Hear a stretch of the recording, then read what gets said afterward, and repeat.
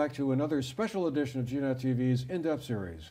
I'm Andrew McKeever, the news director at GNAT-TV's News Project. It's a pleasure to have you with us today on Friday, December 29th, the last In-Depth show of the year. And it is indeed a special one. We are very pleased to be joined here in the studio by four of our area's state representatives who are going to tell us a little bit about what to expect from the legislature when it goes back into session on January 3rd. With us today, we're really pleased to have with us Kathleen James, who is the state representative from Manchester, Arlington, Sandgate, and part of Sunderland. Michael Royce is the representative from Dorset, Danby, Mount Tabor, Peru, and Landgrove.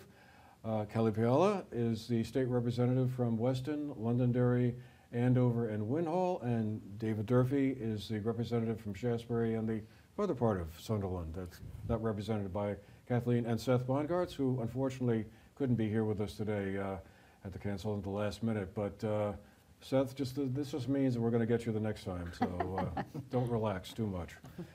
Anyway, well, great to have you all here with us. Thank you very much for making the time for this conversation today.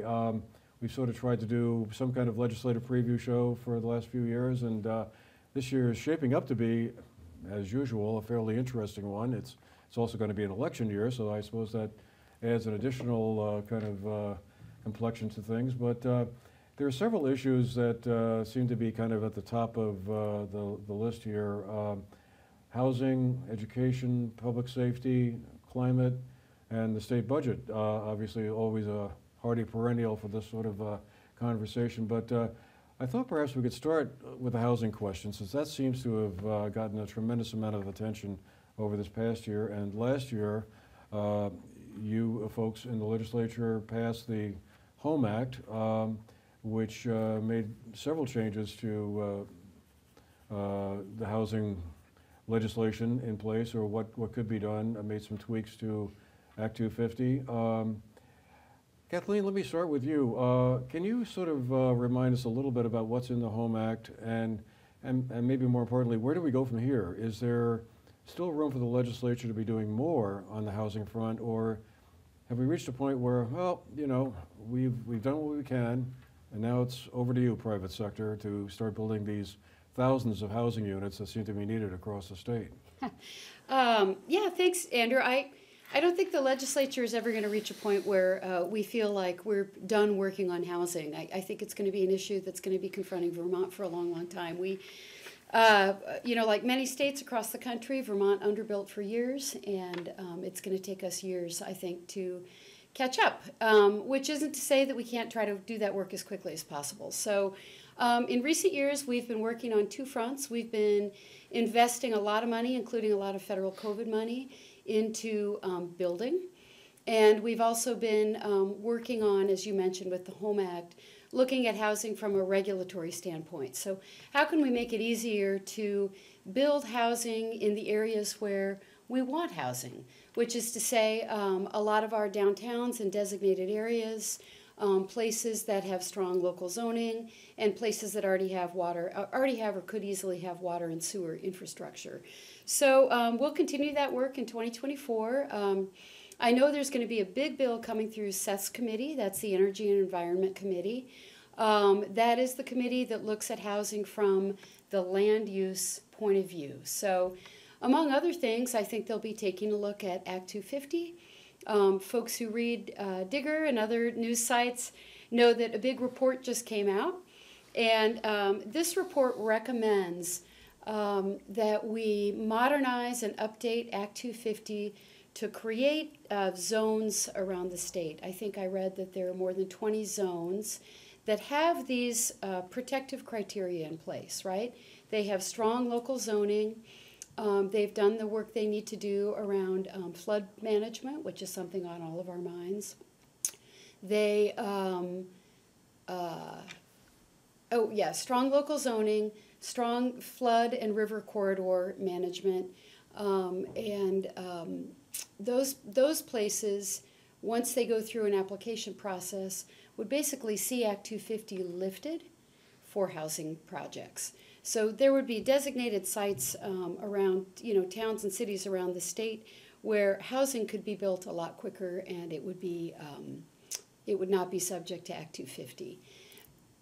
The bill, I think, would also work on what we need to do to protect all of the areas in Vermont that we want to protect, so that we limit sprawl, we protect our forest blocks. We don't continue to fragment our forests, because that's important, not only in kind of keeping the Vermont that we all love, but in habitat management and in flood control, right? Big forest blocks are really good at basically sopping up water. So you'll see a big kind of Act 250 land use bill coming through the Energy and Environment Committee. And then we'll continue to invest in all the programs that are so important in getting housing built, like the Vermont Housing Improvement Program, VHIP, that helps renovate apartments and build accessory dwelling units, programs to help first-time homebuyers and first-generation homebuyers, and programs that support housing for the missing middle, which I think is a particular issue around our region. And we'll be looking at modernizing the so-called motel voucher program, the GA emergency housing benefit that keeps so many of our unhoused Vermonters sheltered. So the idea is to basically sort of focus housing in existing downtowns or in existing areas that have already been built up, quote unquote, and try to avoid having individual homes built on sides of hills or whatever, or to sprawl out from the town. Yeah, I mean, that's where housing in Vermont, if from a planning point of view, has been headed for a long, long time, right? So the housing community, our housing planners, our housing department, I think there's been a broad consensus that that's how we want to build homes in Vermont, right? We want to limit sprawl, and we want to concentrate housing in livable, walkable downtowns, but again, in places that have strong local zoning, that already have the infrastructure they need, and that have the river corridors and flood management policies in place. Yeah. Because a lot of towns, really, the smaller towns anyway, don't seem to have that infrastructure like municipal water and sewer, and it seems so critical. I've learned more about municipal water and sewer in the last couple of years in connection with housing than I ever thought I would ever find out, but it seems like a really critical component, along with all the other infrastructure as well. Yeah, so housing has been a big hot topic over the last few years, and of course it's not just a problem here in Vermont, it's really a nationwide problem as well. Between construction costs and labor costs, and or the lack of labor to build some of this. So I'm sure we'll be hearing a lot more about housing as we go forward in this coming year. Let's turn to the education side of things. Again, another hardy perennial topic for conversations like this at this point in the year. Dave, I wondered if you could help us out here. It seems like there's two areas in the education picture this year. Well, as I'm saying that, I'm thinking about 4 or 5 others, but that are kind of paramount. We can start with them anyway and go from there. One is the tax question. There's some indication there might be some upward pressure on tax rates coming this year, and then also that lingering independent schools question, kind of from last year, following that Supreme Court decision in Carson versus Macon, which held that public money shouldn't go to independent schools. And I know there's a bill that you and your colleagues are working on this past year that addressed that. But I wonder if you could tell us kind of what you're seeing on the education side of things as we go forward into 2024. Yeah. So speaking to the budget piece or the tax part of the question first, the tax department is required by statute to sort of kick off the annual school budgeting process by letting everybody know what, if nothing else were to change, what the expected tax rate would be, the statewide tax rate for the next school year. Setting budgets, I guess I should say, is a very iterative process in the state, because we have a statewide education fund and a state tax rate that then is adjusted locally depending on whether local schools spend more or less than sort of that average or that baseline number. So budgets are being developed they start being developed in the fall typically, and the Agency of Education reaches out to the school districts across the state and says, what are you right now thinking your budget's going to look like for next year? And then they collect that information, they process it, and they sort of then send it back and say, okay, if that's what you're going to do, here's what the tax rate would be on average compared to last year. And then the school districts will go back, the school boards will sit down, and they'll say, oh, okay, now that we know that, let's make possibly some changes. So on December 1st of each year, as I said, the tax department is required to send out, in the form of a letter, sort of an announcement of here's what the tax rate would be.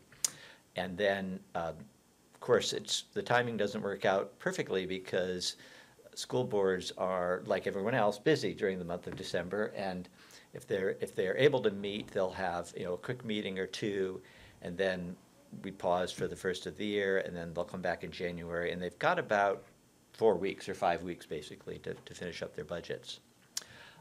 The number that was released this year was much higher than usual. It projected with the information that was currently available an 18% increase on 12% growth in education spending. And that's a high number, even given the fact that we've all been experiencing inflation, including in the expenses that schools have to bear, particularly with salaries. The bulk of any school budget is going to be personnel, so teacher salaries, staff salaries, administrative salaries. In addition, we've had sort of, and this is not just specific to education, but we've had a lot of federal money coming into the education system over the last 3 years in the form of ESSER funds, as the acronym, and that allowed schools in Vermont to staff up after the pandemic to address the specific needs that had come out of the pandemic. And that meant more teachers, more hands-on, one-on-one help for students who really needed it when they came back from being home for all that time. That money, and it was a significant amount in Vermont, and significant amount in certain school districts, that money won't be available next year. So now districts are faced with the decision of having to cut some of the staff that they hired, knowing that it would be temporary, that federal funding, or to, if they feel there's still a need, to continue spending that money. But if they feel that need needs to be addressed, it won't be available. The funding won't be available from the federal pot anymore. It'll have to be raised through the statewide education tax. So that, I think, is largely what's driving up that number. I was on a call with some superintendents a couple of weeks ago from this region, and several of them said, we're not actually seeing anything like that in our budgets, that the numbers will vary. Some districts will see more, some will see less. There's always a lot going on. A lot goes into the calculation of the local education tax, even in a normal year. And this year is not a normal year, as we've just discussed. And there are other reasons why this is not a normal year. But I think I would just sort of wrap up that fairly long response by saying that it is an iterative process. Whatever is announced on December 1st annually has an opportunity to change, and does change, because districts will use that information to make adjustments. And in some years they'll use the news to make an adjustment in the form of an increase in expenditures if they see, oh, well, we can actually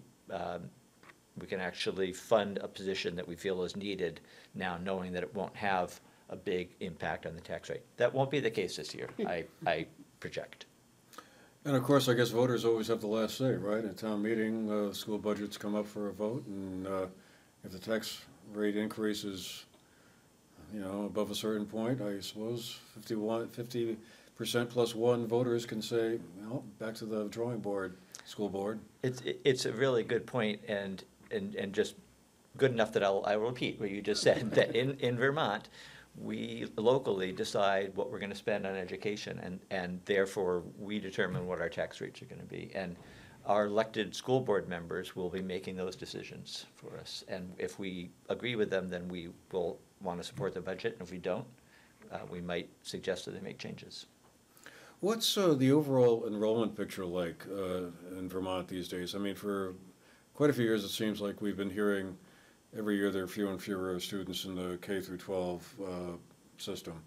Is that trend continuing, or is it stabilized, or are we starting to see potential for more students than we have in the last 10 or 20 years? I haven't seen enrollment figures.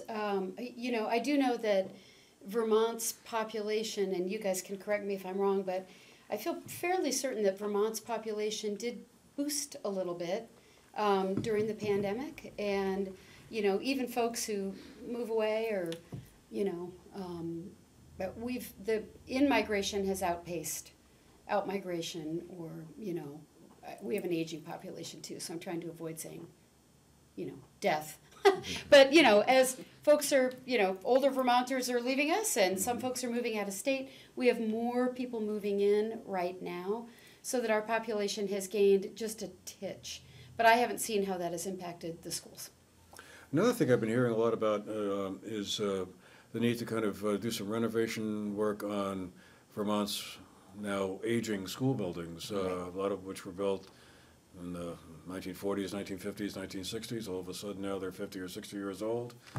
They need some upgrades, or maybe in some cases a whole new building. Are you hearing about or seeing the sense that that's going to be something that's kind of coming back onto the table, or are we going to be able to punt that one for at least another year or two? I don't know about the punting. Are we going to have to confront this issue? Yeah, we're going to have to confront this issue. I mean, Vermont suspended its state construction aid program. In other words, we stopped helping schools with their capital construction needs some number of years ago. At some point, we're going to have to figure out what we're going to do about that, because local school boards are either putting off, you know, necessary capital expenditures, or they're taking bonds to their voters, and sometimes those bonds pass and sometimes they don't. And often what winds up happening is the districts that are where voters are least able to afford a bond like that are the ones that can't pass it, they can't make the improvement, so it becomes a bit of an equity issue, right? Mm-hmm. The districts where voters feel they can afford to take on a big bond pass it, and districts where voters can't afford to do that don't. And so, you know, at some point we're going to have to take a look at probably how we can restart some kind of construction aid to our public schools. I think it's also just going to be important to make sure that we're looking at the issues of school construction holistically, so we're not sort of playing whack-a-mole with things like PCB testing, right, and renovation that's required because of that, where also you're looking at schools that were built 67 years ago, and maybe the better solution for a community would be to replace the school altogether. Not sort of looking at the issues one by one, but looking at a big picture school infrastructure as one big topic. Mm. So the other big question, I guess, in the education area is this question about where things stand on this independent schools issue. You know, last year was this, a lot of discussion about, you know, should public tax dollars go to help pay tuition for independent schools. And of course, we have one of them right here in our area, Burton Academy. There are four, I think, altogether around the state that are historic private academies. Let's see, Thetford, London, and St. Johnsbury. Did I get them all? Mm-hmm. And Burton. So is my understanding correct that there would be some sort of carve-out for those four schools in the bill that's under consideration? I think it began to be considered last year.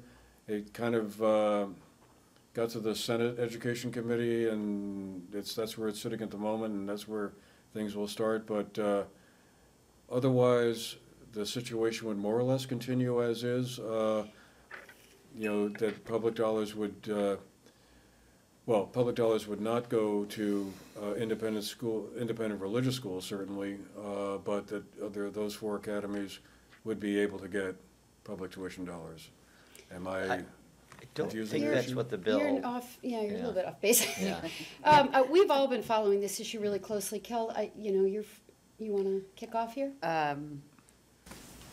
Well, I think you spoke about what happened last year. I don't think that that's the starting place that we're coming into this year. Right. And I don't know that that bill from last year is going to continue on the same Okay. trajectory. I think there's been a recent injunction filed that had to do with a religious school and its acceptance of public tuition dollars and how it was participating in school sports according to the Vermont Principal Association's rules. Is that Yep. correct? So I think that there have been some changes that have happened in the last year that are going to probably redirect where energy is going and how the conversation goes. So will this be a bill that will be coming up at some point in the legislative session that will be? Well, Talk- I don't know if there's going to be a bill. I mean, for starters, the session hasn't, kicked off, and a lot of the things we're talking about, bills are being drafted. They haven't been introduced. A lot of times, committees take up topics, and they'll take a bunch of testimony, and then they'll develop a committee bill, as a result of that testimony. But Kelly explained where things stand. That the House passed a bill last year. A lot of us voted no. It would have impacted the way that public dollars flow to not just the historic academies, but to a lot of the independent schools that we all care so much about. Long Trail and Maple Street and the Village Approved School down independent in schools. I feel like we should put the word approved. approved. Yeah. Independent schools. Oh, right. And I think what folks, there are parallel tracks here, right? So the way that independent schools receive public tuition dollars in Vermont is to go through a very rigorous approval process that's outlined not in state statute, but in the State Board of Education Rule 2200 series. And the Rule 2200 series lays out, a lot of very strict guidelines that any independent school, whether it's a religious school or, an historic academy like BBA or, an independent school like Long Trail, steps that they have to take in order to be approved to receive public tuition dollars. Vermont had a long-standing practice of funneling public tuition dollars to approved independent schools, but not to religious schools. That's based in our Constitution, right?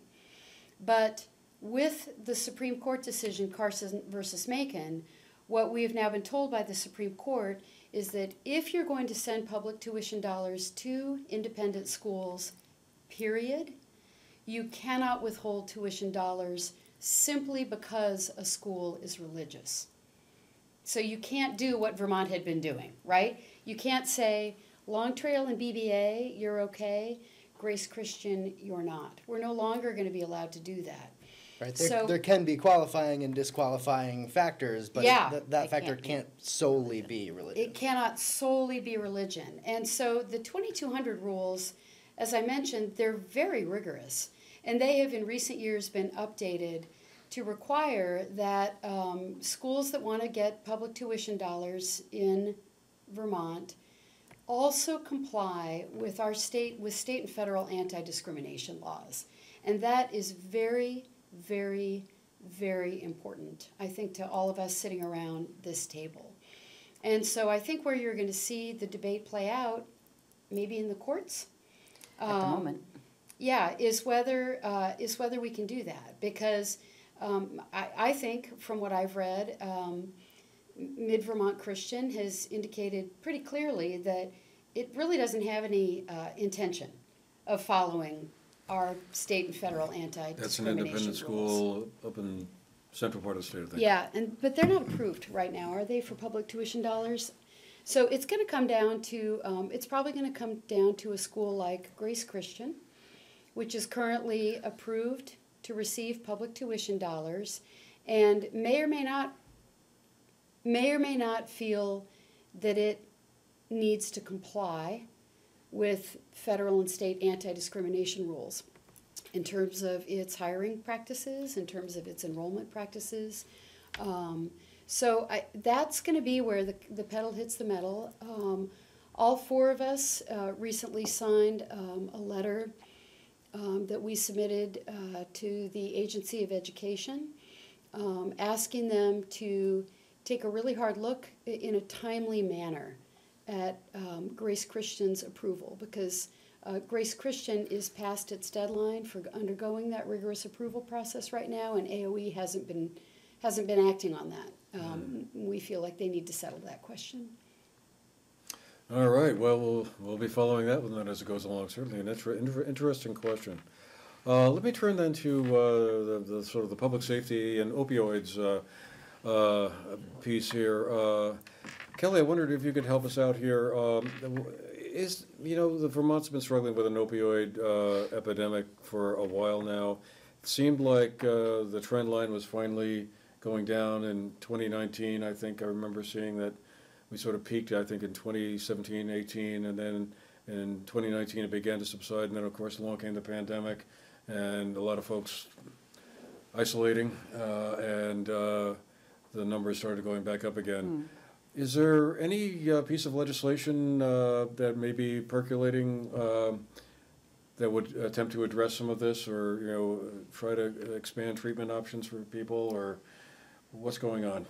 Well, one of the things that is going on is that Vermont is receiving a large amount of opioid settlement money, and so year over year it will be deciding where it wants to put those funds in terms of supporting treatment and recovery and prevention.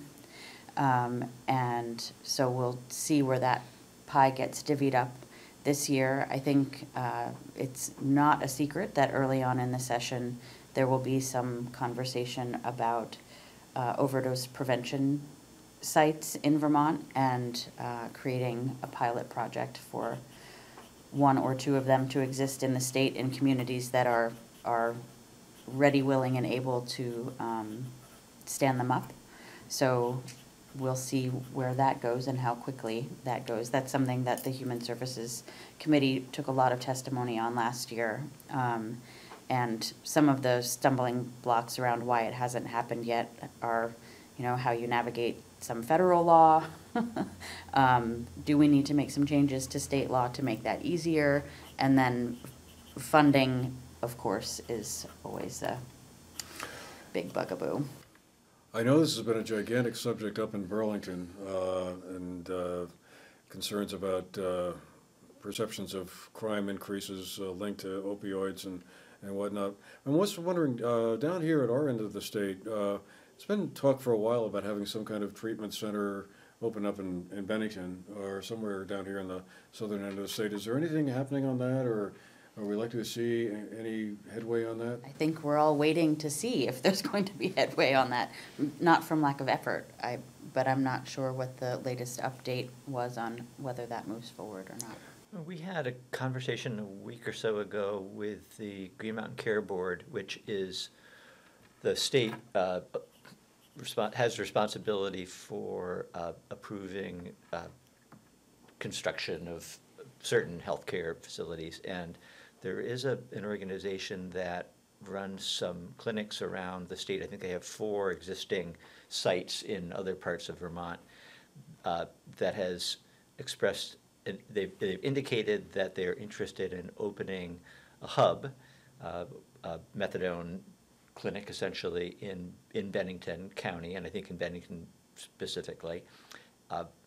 And as of whenever it was we had that conversation last week, they were expecting an application to come in by the end of the week, and I don't know for sure whether that happened or not. But if it did, then there'll be a process that will take several weeks, if not months, and will then result in either getting a green light to go ahead and approving this certificate of need, or not. And we're hoping that things go smoothly if it's, as it seems, the provider is a solid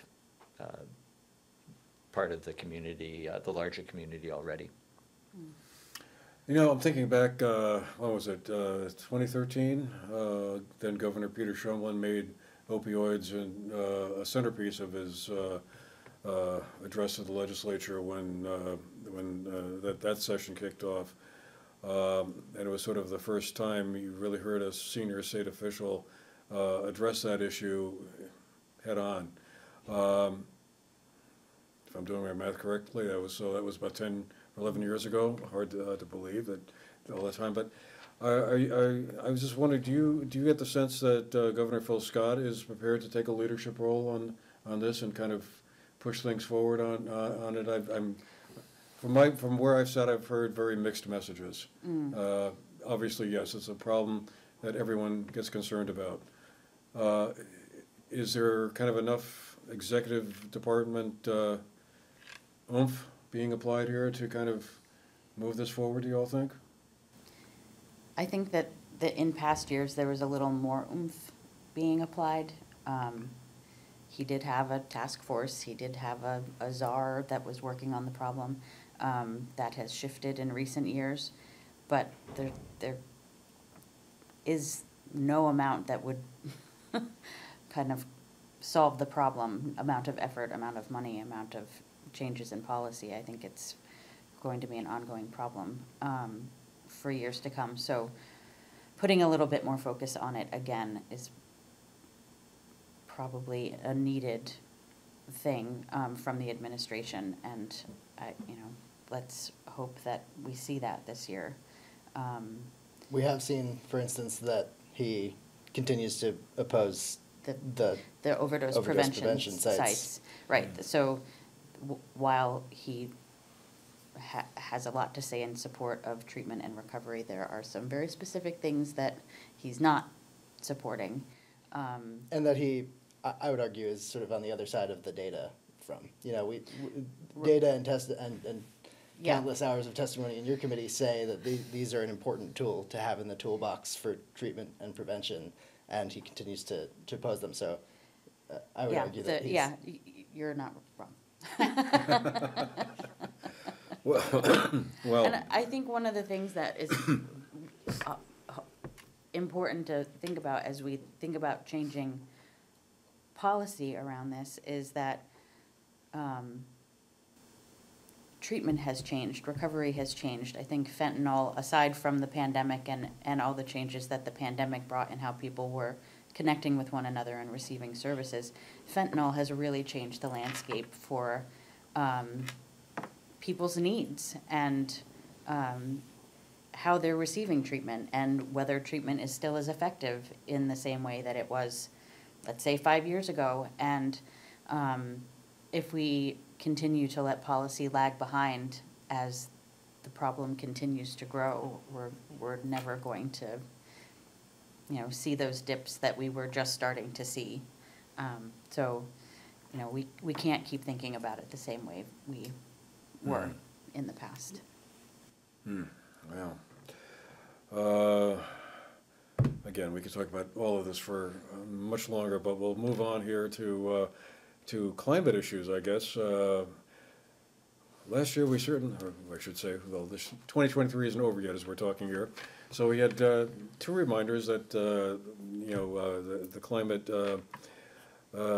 climate is an issue in Vermont. The flooding in July that we saw, and then not so long ago, just a few weeks ago, another round of heavy rain. Fortunately, not as quite as bad in Londonderry as it was back in July, but bad enough. I suppose one could also argue that the lack of snow on some of the ski areas is also another indicator that the times are changing. So I thought that there's two aspects, I think, to the whole climate area that we might want to just discuss briefly here. One is, of course, the flood resiliency question that emerged in the wake of the flooding, particularly from back in July. And then also just to update us on where things stand with the Affordable Heat Act that was passed last year. If I remember, this is the bill that the governor vetoed, and then you overrode it by one vote, I think. Was that the one? We had a larger Is that margin the- than that, yeah. Anyway, it survived the trial by fire and is now, I guess, with the Public Utility Commission. But I'm going to stop there and let Mike. Why don't we have you get us started on this one? Tell us about where things stand. Well, on the flood. Let's start with the flood resiliency, and then we can move on to the update on the Affordable Heat Act. Sure. Yeah, I mean, I would just say, I would add, in addition to the couple of instances of flooding that you noted, we saw a lot of other impacts of the climate crisis that don't get quite as much attention because they're not declared disasters, but I mean, we saw record late frost in May that saw upwards of 95% of fruit loss for some of our farms and orchards. We saw just record-setting rain, not necessarily everywhere flooded, but lots of farmers had enormous crop loss just due to the mold and mildew and increased pest pressure that comes with just significantly increased rain. So there are a lot of other sort of non-disaster, capital D, disaster-related impacts of the climate crisis that also need to sort of be counted when we're talking about how much this is costing us and what we need to do to try to get ahead in terms of resilience and mitigation. From the perspective of the Climate Solutions Caucus, which has over 100 members between the two chambers of the legislature, I think we're looking at it going forward in three sort of big pots or through three lenses. It's sort of the what do we do, how do we pay for it, and then what does the governance look like? How do we make sure there's oversight to make sure that what we do and how we pay for it is actually happening the way we intend. There's been a lot of, I think, we've already touched on some of the Act 250 reforms that are being talked about. There's been a lot of excitement, I think, around some of the nature-based solutions that touch Act 250 and other existing state programs. We know that things like farming practices and practices in the forest can have a huge impact on our ability to soak up that water and prevent those disastrous floods. So I think looking at how we, at our land use policy and how it is impacting sort of literally downstream is going to be really important. There have been some really interesting, innovative proposals for how to pay for this work. I think we've seen in the communities that were most impacted by the floods, the imperfections of the funding infrastructure now, whether it's federal or philanthropic, and we can't just continue to rely only on those sources. So there's a proposal for instance, that would take some of the cash reserves that are administered by the treasurer and specifically put that toward climate resilience and mitigation projects. There's people have probably seen the ongoing campaign from some of our advocate friends to look at creating the equivalent of a climate superfund to ask the biggest oil companies who are most responsible for the climate crisis impacts we're seeing on a day-to-day basis to pay to clean up some of the mess. There's going to be a bill coming through some of our committees this session to try to look at that and tag team on some work that's already been going on in New York and other states. And then the third piece, the governance piece, just making sure that we have processes in place to say, okay, these are the programs we want. This is the work we think is going to be most effective for resilience and mitigation. This is how we want to fund it. This is how much we want to use to do that work. Is that happening? Are the programs getting stood up on a timely manner? Is the money going where we think it should go? And then the other big piece, before we get to the Affordable Heat Act, is I know there has been an ongoing look at whether we need to make some changes and updates to the RES, Renewable Energy Standard. And just recently, the report came out from the cohort that's been looking at those possible changes, recommending that we do make some changes, one of which is to increase from 75% renewable energy in our Vermont grid to a goal of 100%. and generating twice as much as the previous goals of that energy in state. So going from 10% generated in state to 20%. I think that's really important because I think what we saw when the 10% threshold was set was that 10% threshold was very quickly met and then viewed not as a floor that we should surpass, but as a ceiling. We met our goal. We don't have to do any more energy generation in state. I think raising that number up to 20% will start to spur some more energy around in-state renewable energy projects again, which is important from a grid resilience standpoint, really important to be generating more of our power here at home, closer to home, and not relying on sort of far afield generation, and also important from an equity standpoint. It's important to remember that as we push to electrify more of our economy, that electricity has to be generated somewhere in somebody's community. And so bringing more of that electricity generation closer to home has a lot of, I think, benefits. And I'll be happy to be a part of that conversation as updates to the res are coming through and we're looking at the potential for generating more power in state. One of the interesting questions that seems to be involved with that is how to figure Hydro-Quebec. Is that I mean, that's theoretically renewable energy. A gigantic amount of the state's renewable energy comes from Hydro-Quebec, but it's been pointed out that, well, maybe that's not really renewable energy quite as clean as it should be. Is that going to be a question, do you think, that's come up? Yeah, or I is think it it's just impractical to say, well, we just, it's just too big of a piece of the pot here. We just can't. I think it's at least an important part of the conversation. I think it's important to be honest with ourselves and with Vermonters about what we mean when we mean renewable energy, what we mean when we mean energy that's generated in a clean way, and what we want that to look like moving forward as we set goals for 2030 or 2050. Are we happy with what we might have viewed as renewable energy 10, 20 years ago, or do we want to keep moving that forward and being more honest about what it looks like? Mm-hmm. So then the other piece of this is the Affordable Heat Act, which was passed last year. Now, correct me if I'm wrong. I probably am, but this gets it's going to be this year. It's going to be reviewed by the PUC, Public Utility Commission, and then they report back to you on what their findings are. Is that the next step on all of this, or Close. That was a really good climate summary. So I hate to, but yes, I can just briefly on the Affordable Heat Act. What we wound up passing last year was not a bill to actually enact the clean heat standard, but rather to have the Public Utilities Commission undergo a really comprehensive and public process of creating the draft rules.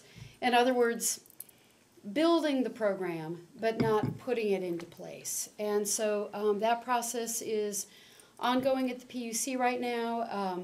I signed up to follow it, so I get alerts in my inbox, in my email inbox, multiple times a day. People are following the meetings closely and submitting all kinds of public comments. And what this will all culminate in will be basically a draft set of rules that the PUC hands to the legislature in January 2025 and says, here's what this program could look like. That will then become a bill that the legislature will start over on, basically, with testimony, revising it any way we see fit. It'll have to go through the full process of passage through the House, passage through the Senate, signature by the governor. So we're in the middle of a very long process to see whether we are enabled to enact a clean heat standard for Vermont that serves Vermonters, that helps, right? That's kind of the whole point. The idea behind this proposal is that companies that import fossil fuels into Vermont, heating fuels, would be required to basically earn credits. And they would earn those credits by helping people switch to clean heat. So the ability of regular Vermonters, especially low and moderate income Vermonters, to weatherize their homes, to install heat pumps, to switch to biofuels, or to take any number of clean heat measures so that they can get off fossil fuels and save money would be significantly expanded. So basically the idea would be to make it a lot more affordable for a lot more people to switch to renewable, sustainable energy, to clean heat, and save a lot of money in their monthly heating bills in the long run. What the argument has centered around, and it's why the bill was so controversial, is that the fuel dealers would be required to earn those credits, right? Which means that they might wind up raising the price of fuel to help cover their costs. Last year, Secretary Moore at the Agency of Natural Resources kind of dropped a bomb into the conversation by testifying in committee that she had done a back-of-the-envelope calculation, and that she thought this bill, if it were never enacted, could wind up raising the price of heating fuel by 70 cents a gallon. That's a lot of money. That's a number that I would argue Vermonters can't and shouldn't be forced to even consider. But it was also nothing more than a guesstimate, which Secretary Moore admitted. A preliminary study that was just submitted to the PUC has indicated that, in fact, her number, as we had said at the time, was way off base. It's looking right now that if this ever becomes law, the most likely pathway that the legislature would consider would cost about maybe a penny a year on the cost of heating fuel. That can be measured against savings that they are already calculating in the billions by all the Vermonters who are able to weatherize, to install heat pumps, to switch to biofuels. So it's just another piece of information that the legislature will take into account when we look to build a bill, starting in January 2025. But, if you look at the price of heating fuels, they're volatile and they swing wildly from year to year. It's not unusual. In fact, it just happened a couple of winters ago that the price of heating fuel spiked by $2 a gallon. Those are all things that we can't control, right? The Vermont State Legislature doesn't control the price of heating fuel as it's established by, like, the big oil companies. You mean you don't have a direct line to Riyadh and we don't have a MBS direct or- pipeline to, say, hey man, to Saudi Arabia. And so, when you're looking at an international oil market where the price can jump by $2 a gallon any given year, what we're looking to do is try to help more Vermonters be able to afford to get themselves off that fossil fuel merry-go-round. And so anyway, it's all, like I said, it's all part of a long process that's going to result in a bill that basically takes everything the PUC has done, takes the results of studies like the one that we just saw that said, hey, maybe a penny on the gallon in the first year, as we start rolling out what could amount to billions of dollars worth in savings for Vermonters, over the next 10, 20 years. And we'll turn that into a bill, we'll take testimony, and we'll see what happens. I'm curious, what did you all hear from your constituents about this bill? There's a lot of I'm not sure if there's always accurate information pumped out there about, as Kathleen was saying, the cost is going to drive your heating bill way out of your budget. I mean, but did people call you and say, what are you people thinking, or? I did not get those calls or that feedback from people. I think you characterize it as controversial, and it's certainly in the legislature in Montpelier. The administration was opposed to it, vetoed the bill. We didn't have a unanimous vote, and to be fair, we often do pass bills with consensus or without having a roll call vote, and this one did not. But otherwise, I didn't get. Personally, I did not get a lot of people or businesses reaching out to me about it. Okay. Yeah. I did. And I think I looked at that as well. My job is to explain more than what the headline says and talk about what was actually in the bill and how there is a long process and, nothing is changing tomorrow and we don't have all the information yet. And I just tried to do that every chance that I got for anyone who, had questions and was willing to listen. Yeah, But I got a lot of feedback on that one, actually. I heard from, many constituents expressing concern. I also heard from constituents expressing that they felt I absolutely had to support the Affordable Heat Act and that it would be sort of game-changing legislation. For those who were concerned, I think there was a very well-funded campaign to generate a lot of understandable fear. I think that's unfortunate. And for the most part, when people were willing to engage about their concerns and hear what the bill actually did, that it wasn't standing up a program but asking for a program to be drawn out that would then come back to the legislature, that there were so many safeguards in place that would put a halt or a pause or make changes even after it had been implemented if there were undue burden discovered for Vermonters. For the most part, they ended up feeling comfortable with it once they understood what it was about, once it wasn't just hearing the sort of purposefully generated fear by folks who had interests in opposing the bill. So once they realized their oil bill wasn't going to quintuple, I was like, okay. Well, and in today's political world, there is a big quantitative difference between folks who are willing to talk to you one-on-one, to pick up the phone, to come to a coffee hour, to meet you and look you in the eye and really discuss a bill, and people who honestly, seem to be invested only in whipping up misinformation or sparking anger on social media. Those are two different worlds, right? There's the world that I think we're all pretty committed to living in, which is talking to people face to face, really trying to explain thoughtful policy. And then there's the world of social media, which is, another factor in and of itself. And I would just add that this bill should not have been controversial. Yeah. I mean, it did essentially what the administration asked us to do 3-4 years ago when we failed to enact a similar bill. So it should, given the fact that nothing happens until there's information and more another chance for the legislature to weigh in, it shouldn't have been controversial. There shouldn't have been that misinformation. Yeah. It's unfortunate. Mm.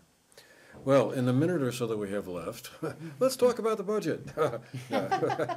This is another one of these areas we could spend an hour talking about, but since we are kind of running out of time here, just real quick, the state budget outlook, as far as best you can tell at this point, I guess the big difference is for the last couple of years we've benefited from a lot of federal money coming in and helping finance one thing or another.